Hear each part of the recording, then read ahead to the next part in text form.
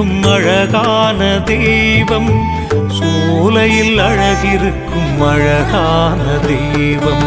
முருகா சரணம், அழகா சரணம், கந்தா சரணம், கதிர்வேலா சரணம், குருவே சரணம், திருவே சரணம், முகனே சரணம், விமலா சரணம்.